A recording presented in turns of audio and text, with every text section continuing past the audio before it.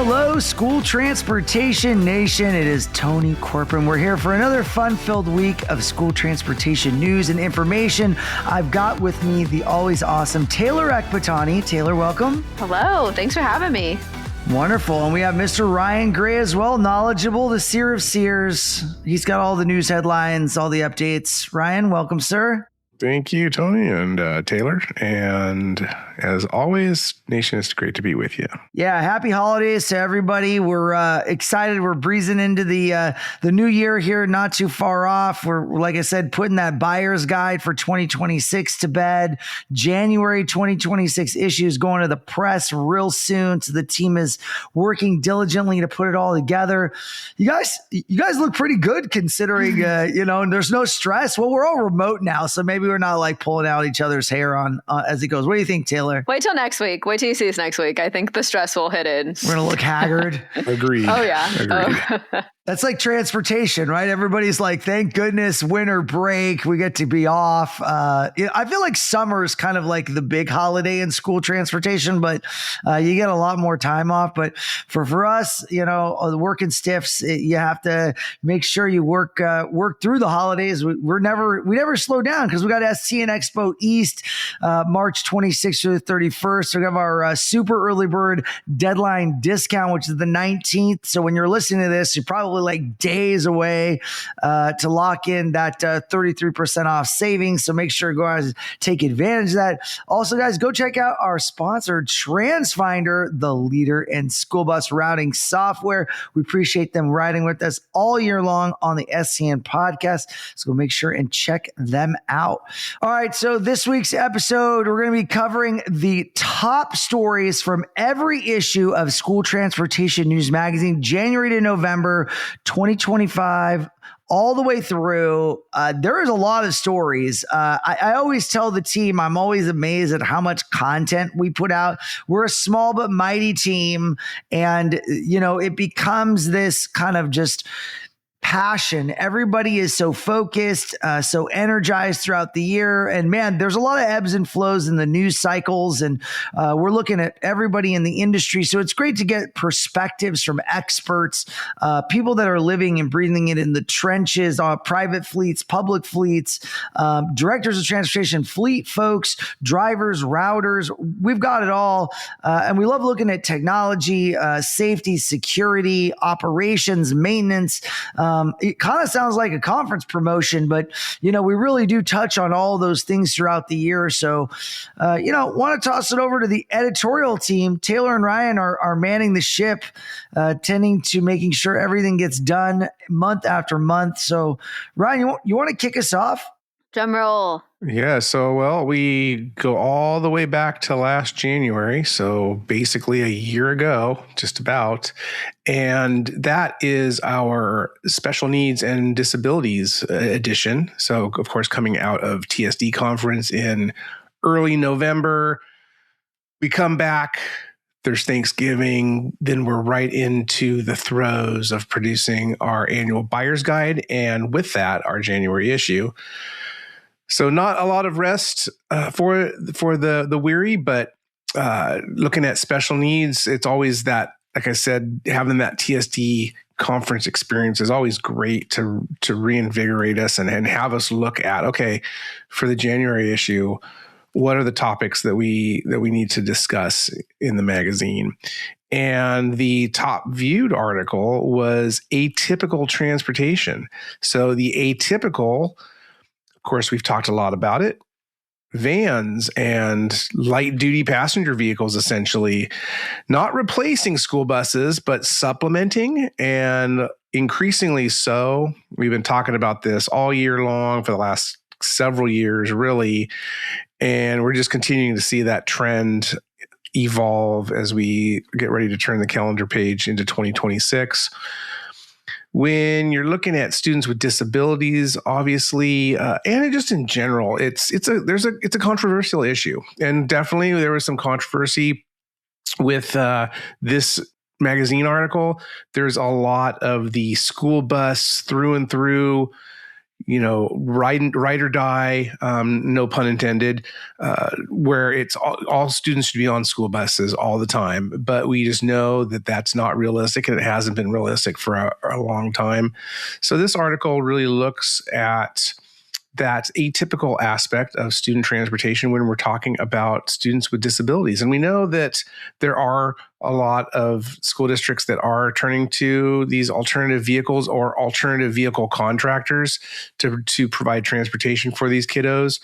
Also, too, a lot of out of district, or another way to say McKinney-Vento Homeless Assistance Act students, those students who are experiencing homelessness, who are outside of district boundaries or on the far reaches of the county, and it just makes no fiscal sense, not to mention the school bus driver shortage, to use the school bus to get those kids. So this article did a great job of going through and discussing this. Now, again, there's some folks that got some feedback and said, hey, they wanted to see it a little bit more commentary on why school buses should be used instead of vans. And, we're always going to try to balance that. But really, some of the things that jumped out for me, Taylor, and, we can get your thoughts. But, to remember when we're talking about the Individuals with Disabilities Education Act, it says nothing about the vehicle. So there's nothing in that legislation that says school buses. It's transportation as a related service. So the vehicle selection, as our good friend Dr. Linda Bluth has written for us, that decision needs to be made by the IEP team. Cost should not be a consideration, because cost, that's mentioned in IDEA, that cost should not be a consideration. But this is not new. We talk about Massachusetts and their 7D vans that have been regulated for several decades now to much success. And as more and more states are trying to codify regulations on how to govern and how to provide oversight on these vehicles and these services, there is existing experience to draw from, and a lot of states, they don't have as much detail, and that leaves a lot to be desired. And there's a reason why the National Congress on School Transportation in May passed for the first time a chapter on non-school bus vehicles. So, I think going forward, we're going to continue obviously to see an increase in the usage of these vehicles, but as has been the case, school districts have used non-school buses. They've used taxi services. They've used transit locally in their communities. Parent pay solutions. Especially under IDEA, there are provisions that allow for school districts to reimburse parents. And something that also, too, I think we're going to be tracking more and more of, safe routes to school coordination. So hearing a lot more about safe routes to school, and it's been a while. That's been around since 2005, and we covered that in the early days, but there didn't seem to be much collaboration or communication. Well, again, it's no one size fits all. It's going to take a village to get these kids to and from school. Yeah, it's crazy to me thinking back to January last year, Ryan and Tony, because I was not here when you guys were sending out this last year's January issue. So I was with my little newborn, snuggling him up. So to think how fast like a year has gone is absolutely crazy. But what stands out to me about the article is I'm diving in deeper, I think, for this year's January article, looking at the use of vans, looking at school buses, but then also securing wheelchairs, CSRS. What does that look like in a school bus? What does that look like in a van? What does that look like, in a alternative transportation vehicle, like a sedan, a light duty passenger vehicle? So I think, last year's January article really provided that kind of use case. Okay, where do we use vans? Where do we use school buses? And I think I'm kind of expanding on that more this year on, okay, regardless of the vehicle, what's the training for the driver, and how are we making sure that these students are safe in whatever vehicle they're being transported to school in? So that's what I found interesting. It's like, the wheels keep turning, and every month and every year, it's like we're hitting the same topics, but we're just pushing the boundary just a little bit further. And I love that. And, speaking of STN Expo East, we have our good friend Denise Donaldson, editor and publisher of Safe Ride News, and certified child passenger safety technician instructor. So she's one of the leading the charge with our NHTSA 8-hour child passenger safety on school buses seminar that we do out in Reno and at TSD. Well, she's going to be on hand for an in-depth training session on Saturday, March 28th at STN Expo East, and looking at comparing CSRS usage and proper securement in vans versus school buses. So again, we're seeing more and more of these vehicles, whether they're being operated in-house, which we're seeing a lot more of, or if you're utilizing one of these third-party contractors. Because again, the oversight is going to always fall on the school district to ensure that their people or their contractors are doing what they need to do properly and safely. And that's always going to fall on the school district. So, and a lot of the school districts that we're talking to when it comes to the use of these vehicles, they are training their employees the same, holding them all to the same high standard, so whether they're driving a school bus or they're driving a van or a sedan.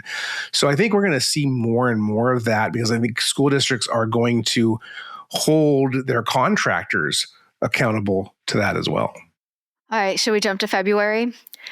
This one looks at combating illegal passing with awareness and technology. And obviously, it's no surprise, I think, that this was a top article just because of the nature and the conversation of it. We've talked a lot. I know you guys have talked a lot on the podcast as well, just kind of looking at illegal passing,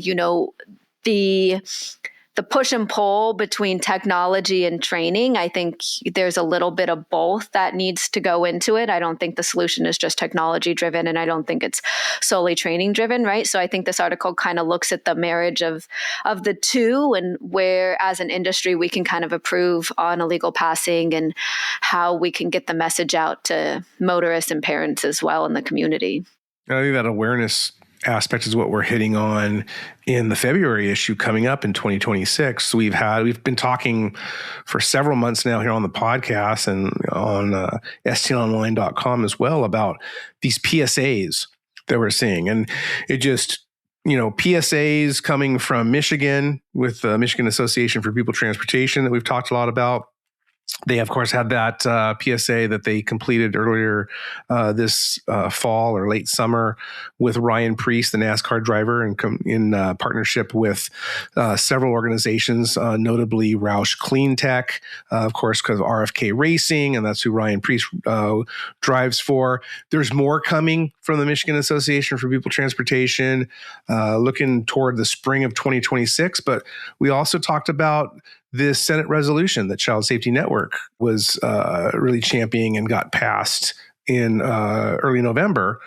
And there's a PSA coming around the Super Bowl. We have federal legislation. Senator Gary Peters from Michigan is leading that. Talked about Michigan with a STOP Act for illegal passing of school buses. There's a PSA element to that. We have NHTSA that has been very publicly telling the industry for a couple years now that they want to do a click it or ticket type campaign, but for illegal passing. So a lot of this in the works, and this February article looked more at the technology, but kind of again marrying that technology with that public awareness. You have the awareness that folks get if they're going to get a ticket. That's controversial in itself, but the larger end game here is to get people in states and nationally to say, hey, when I come across a school bus, the first thing I need to exhibit is caution and potentially stop if I see those yellow lights start flashing. I need to prepare for that. So a lot of awareness. And one of the things, though, that I impressed upon contact over at Bus Patrol a couple weeks ago. I know they had just this past week, they promoted a national school bus safety summit in Washington, D.C. The National Transportation Safety Board was involved, NHTSA, the Governor's Highway Safety Association, and certainly looking at, the prosecution of these motorists and getting out the awareness of that as well. But like I mentioned to him, I said, we're always looking at the danger zone as well. So illegal passing is one element of that. It's a very important element, absolutely. And with all the studies that show it's absolutely an issue. But when it's about kind of accounting for about 40% of child fatalities going back to 1970, we need to take a broader perspective. We need to take all of these things into account to develop a cohesive, all-encompassing strategy to try to impact and keep those kiddos safe. We know that the school bus ride is very safe considering, compared to all other modes. But the stats show there's a lot more injuries inside school buses during crashes or other incidences than outside of the vehicle. Not to say that the outside of the vehicle is not dangerous. It's called the danger zone for a reason. So again, it just, the industry needs to continue to take a holistic approach to child safety on the school bus, around the school bus. And that includes illegal passing. That includes training drivers, school bus drivers, training the students, training the parents on proper stop etiquette. It all goes hand in hand. So for March, we had an article on the block. So that looked specifically at Lion Bus, as it's now called. It was once the Lion Electric Company not so long ago. And certainly, Tony, the last year when looking at Lion Bus, a lot of financial issues over there tied with that super big Joliet, Illinois plant that they opened a couple years ago. And that was going to be their savior. And that was going to really increase electric school bus production, and looking at some huge numbers that they were hoping for. That never really came to fruition. They lost a lot of money on that. So what's happened is, with Lion Bus then going essentially into a bankruptcy proceeding in Canada, and it's a little bit different than here in the U.S., but essentially it went out to auction, and this article looks at the Quebec real estate mogul who purchased Lion Electric School Bus Company and renamed it Lion Bus. They're focused now only on Quebec, but with that, they're focused only on Quebec. And that means with the new sale, that new sale basically voided all the existing warranties across all other parts of North America. So that has obviously led to a lot of gray hair, losing hair amongst transportation directors and school bus company executives across North America. So this vehicle looked into some of that, some of that hand wringing, and what are some of the options that are available to school districts. And we know there was later on in the year, there was a big fire that affected a Lion Bus in Quebec, and it was actually tied to the HVAC system. But that led to a whole issue of the province grounding the vehicles for a couple weeks. But it lent to just more anxiety about, what do I do if my school district has Lion Electric buses and we no longer have service for them? It's crazy to think that conversation started all the way back, before March, obviously, right? Like, it's still kind of like fresh in my brain, to where I thought, we were talking about Lion Bus like it was, last week. So to think that, this conversation was being had, in February, really just kind of shows, the longevity of situations, but also, the importance of covering this stuff for our readers, because obviously there was a lot of unknowns at the time. And so that was why it was one of the, most read articles for that month. There's still a lot of unknowns. And actually this goes back to the latter part of 2024. So, when we had been hearing some grumblings of things going on, but they really started coming out in the fall with press releases saying, "Hey, really painting the picture that the imminent demise." So I know that this has been on the minds of a lot of school districts and school district leaders for a while now, 18 months, longer, 2 years. So I think there's still a lot of unknowns, but largely in preparing our buyer's guide, the electric school bus production was down slightly, but it seemingly is being absorbed, and I think that's market conditions are going to prevail in that, Tony, and onward and upward. And I think also too affecting this was the Clean School Bus program went on hiatus.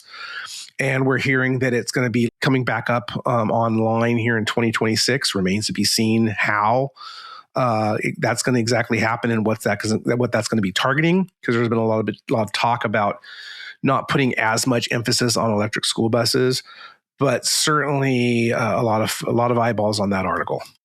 Yeah, as we move in to April, obviously another trend that we've been seeing is AI and technology and kind of what that looks like for school transportation. And I know we've talked a lot about it over the year. I think it's really ramped up, this year in particular, just on the use cases of AI. So this article, dove into AI and predictive analytics from a fleet maintenance standpoint. So what that looks like for school districts who are, tapping into this technology. And I know you guys have talked about it recently on the podcast, the term, AI and what that really means, right? Because are we really at the point where school districts are seeing full artificial intelligence? No.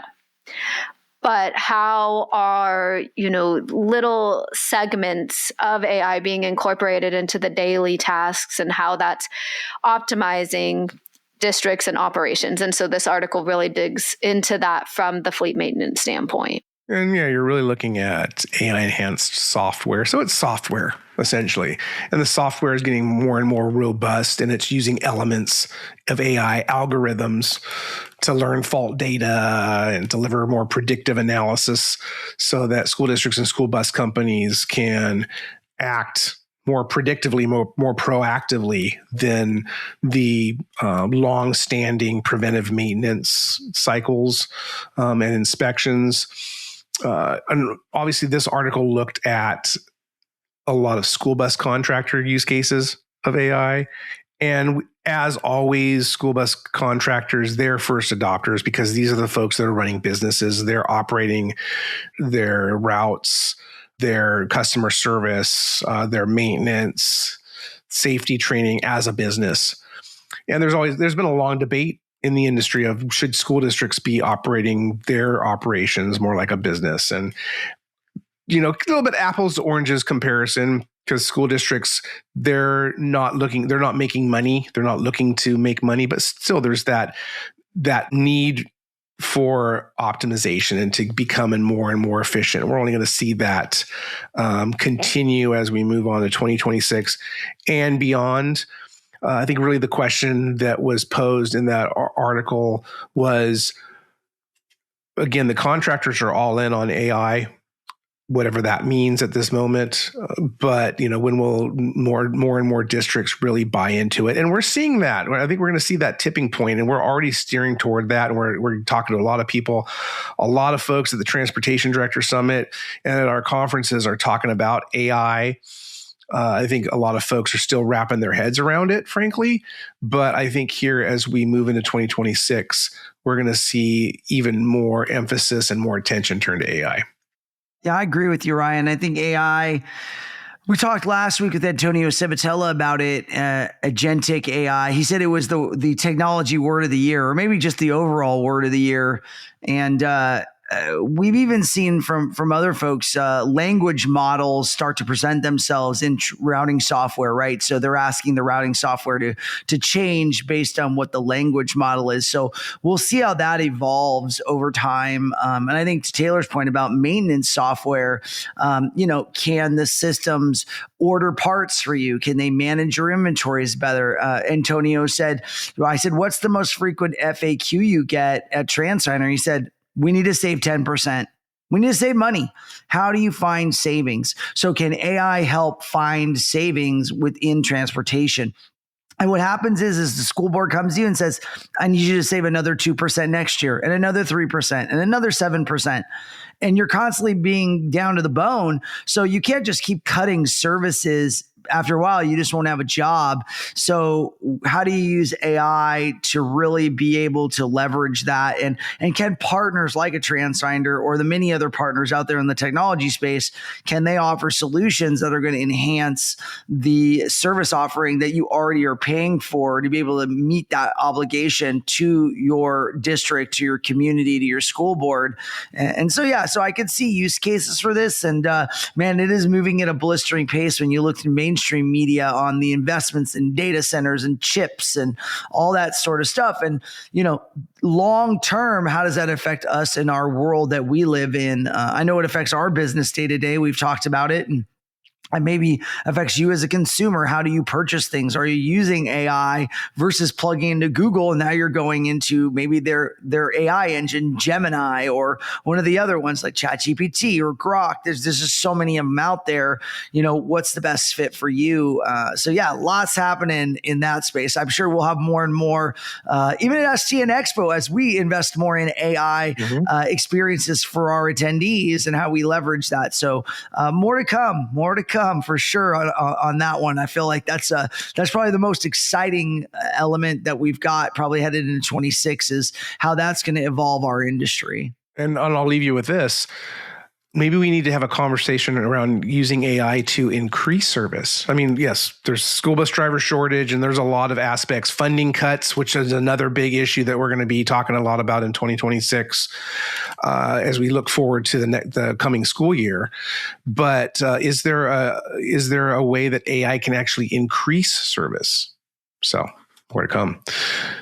Looking at the May issue, John Wiskiel, the new president and CEO of Bluebird, we sat down with him. He had a Q&A as Wiskiel steers Bluebird towards its second century. And there was obviously a little bit of a hiccup in terms of the leadership succession there when Britton Smith unceremoniously resigned last year. And he was going to be the heir apparent to Phil Horlock, who remains on the board for Bluebird, but of course, a longtime CEO and president. So John Wiskiel, a familiar name, though, to a lot of folks in the industry, going back a few years, certainly. But he had and has some really good experience working with Bluebird, especially up in Canada. And that was interesting to me from a standpoint of all the tariff talk, right? I mean, we haven't mentioned that T word yet. And I know that's kind of become a bad word in a lot of circles. But, looking at strategic moves, I'm always interested in what we see happen or announced at school districts and start kind of peeling back the layers there and looking at it and go, this is interesting that they went this route because of this thing that we're dealing with in current events. So really interesting conversation with him. And really, I think his big goal is they've gotten so much momentum there at Bluebird over the last several years, really since, it was pretty tight for Bluebird as well as everybody in the industry, really, when we're talking about, COVID-19, but even before that. And they've really had a remarkable turnaround as a business. And I think it's really steering that ship, like the headline says, and keeping that momentum. And in addition to, bringing a little bit of a different perspective, it's always nice to have an employee come back to a company who was there and went to another another company in the related space, not school bus, but then come back and bring and share that new perspective. Yeah, we saw a lot of leadership changes this year. I know IC Bus, we saw Justina Morrison kind of move to the truck side, and then, took over for her was Charles Chilton, and he was actually on the podcast, so you guys can tune back into that. But that we talked about that in the April issue, so I jumped a little. I'm sorry. That's an issue back, but yeah, lots of big leadership changes this year. So big news there from the OEMs. And then in June, often a very important and well-read topic, routing. So peeling back the routing layers. When we're talking about optimization and whatnot, and looking at each element in consideration of routing before finalizing student stops, I think that, often we hear, that when it comes to the student stops and that's, selecting where they're going to be. And certainly there's the technology angle to that too.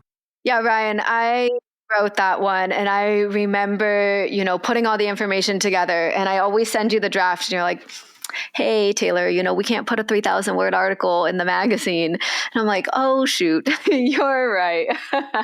So there was just so much information I got, from these directors, these routers, on what really goes in to routing students. And you think about it, right? And there's there's technology out there and it's available, but it's always what goes into the technology is what makes the technology successful. And so these routers really broke it down with me about like, okay, this is the information we have. What happens if there's a detour? How do you put that in? How are the routing systems able to, accommodate a 1-day change, a 2-day change? Maybe there's some road work that's going to be, for a week or something like that. How does weather kind of impact routing? And so just looking at all these different aspects to really peel those onion layers back on, okay, let's start at the bottom and let's build a very, very solid routing system. And then how does technology play into that? A lot of AI involved with that. And a perfect segue to our July article, Leadership Perspectives on the Future of AI. So we just had discussed the AI article in April, getting all those eyeballs on it. Just as many, nearly as many on this July article. Again, looking at our school bus contractors. It's our school bus contractor issue. And a great interview, snippets from all the executives at some of the largest school bus contractors in the U.S. and how they are using and looking to use AI. So that was interesting. I mean, we talked about routing, but personal assistance, AI personal assistance, AI-based event recorders, of course, yes, predictive maintenance, proactive driver safety monitoring. So much going on with dash cams right now and that whole driver coaching, using AI tools for faster decision-making, analyzing traffic and weather conditions, enhanced critical communication dissemination. So a lot of real great stuff there. A lot of folks interested to hear what some of these executives are thinking about and saying about AI. All right, guys, this is a great time to take a quick break. Be right back. There are 3 types of people who love change, people who hate change, and people who regret not changing sooner. At TransFinder, they say, embrace change and have 0 regrets when you implement TransFinder's award-winning Route Finder Plus solution. Clients often share how they are saving money with Plus. They also share how easy Plus is to use. TransFinder's experts make implementation pain-free, and clients wish they had made the switch sooner. Plus turns 6 years old in 2026 and is more robust than ever. There's a reason why 1 in every 3 students receiving school transportation takes a bus with TransFinder's solutions on it. Don't let fear of the unknown hold you back. Kick off 2026 right. Contact the TransFinder team at 800-373-3609. That's 800-373-3609, or email them at getplus@transfinder.com to learn more about Route Finder Plus and their other award-winning solutions and services. All right, we're back, bringing to you the best headlines from STN Magazine 2025. Next on deck, Ryan, take it away. Yeah, so our August issue, 10 years of garage stars, Taylor. Talk about like going by in a snap, in a flash. Want to talk a little bit about this year's garage stars? Yes, I'm very passionate about our garage stars, Yes, our we know. rising stars. I love these features in the magazine. This year, we kind of shook it up a little bit and we focused on team recognition. Every now and then we'll have a team recognition and, sparingly, they'll kind of be put in the magazine, kind of along with individual recognition. But this year, we really wanted to highlight that it's not always one individual that stands out at a district. And so we highlighted 3 teams and 7 individuals. So it worked out for another perfect 10 for 10 years. But yeah, we had some truly, truly remarkable garage stars. We had our friends at South Carolina Department of Education. They were our cover stars.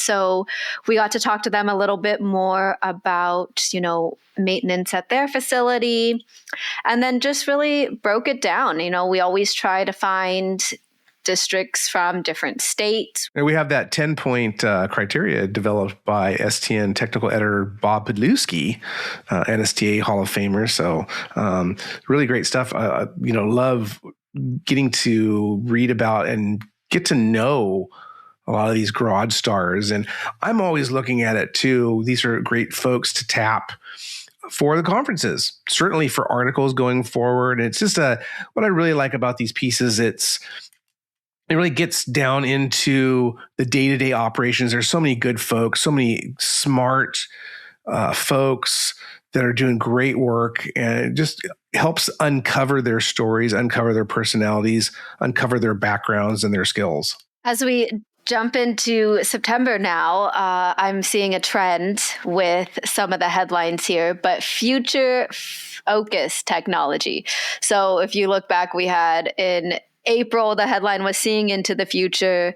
And then in July, it was Leadership Perspectives on the Future of AI, and now Future Focused Technology. So really, people are interested in what the future holds for technology. And this article jumped in on some technology super users and what their secrets are to modernizing, their student transportation operations. And Brenda Boyd, the transportation director at Holland Public Schools in Michigan, was on the cover of this issue. She was also on the podcast. So if you guys haven't listened to her, definitely check that out. But just kind of talking about how all these different technology solutions interact and work together for a seamless operation. Yep. Tablets, GPS tracking, telematics, fleet management, routing, of course, cameras. It's this technology stack that we're seeing more and more in student transportation. And if you don't have a technology stack, it's like, hey, you're behind the times. You gotta find the tools that you need. And of course, budget's always an issue, right? You have to procure what you can afford. So that's always going to be an aspect of this conversation. I often think about that when I hear a lot of the technology providers tell me, oh yeah, a lot of our customers are only using a fraction of our technology suite. Well, maybe they can only afford that. And then talking to a lot of transportation directors, everyone has a wish list. And you just kind of sometimes got to take a bite of the low-hanging fruit first with an eye toward the future. And so I think these types of articles are always eye-opening to folks because they hear, again, what their peers are looking at doing or what they're doing. And they can look at their own operations and get a lot of takeaways from that. Okay, Taylor. So now we're in October. Crazy to think that we've gone through almost the entire year of 2025. Always popular salaries. So in October, we looked at transportation director salaries by U.S. region, and you helped pull a lot of that together. What did it tell us? Yes. And we expanded on this. So, normally we look at driver salaries, and we do have that survey map somewhere. Oh, gosh. Do you know what year that was off the top of your head? Oh, I want to say 2023, 2022, around there. But this one really piggybacked off of, the driver salaries that we did. And now looking at it, okay, from transportation director perspective. And so there was this map that I pulled together, all the different data. We had transportation directors fill out their salary information, and I compiled it by region. And very telling. And then with that, there was kind of a special report that went off where I talked to different directors in each region. And I thought, what really gets you to stay at your school district? We look at it from the driver's perspective. As a school bus driver, what gets you to stay? But what about from the transportation director's perspective? What gets them to stay? And over again, it was the support from the administration. And I think that's kind of the same when we talk to school bus drivers. When they feel supported, when they feel like they have a culture with their transportation directors, they're more likely to stay. Well, the same is true for transportation directors. When they feel supported by their administration, when they feel valued, they're more likely to stay in that position. So really the data is telling, and the special report that came after that, also very telling, just how much of an impact people have on an operation, and really how that culture is the driving force, behind retention. And something that jumped out to me is, of course, when you're looking at the numbers, the high of almost 142,000 out here on the West Coast, about 110,000 in the Northeast, and kind of a little bit everywhere in between when you get to the middle of America. We're so much of the national conversation right now is on costs and the inflation and affordability, and we're always looking again at different areas of the country have different costs of living, so that also plays into it. But it's always good to give a snapshot so folks can look at it. And it's not a scientific survey, and it's only it's looking at the 48 contiguous states, not Hawaii or Alaska, but again, and just trying to break it down for our readers so that they can get an idea of what that job, if they're either a director of transportation or they're aspiring to be, and where they live, gives them a little bit of a framework to work with.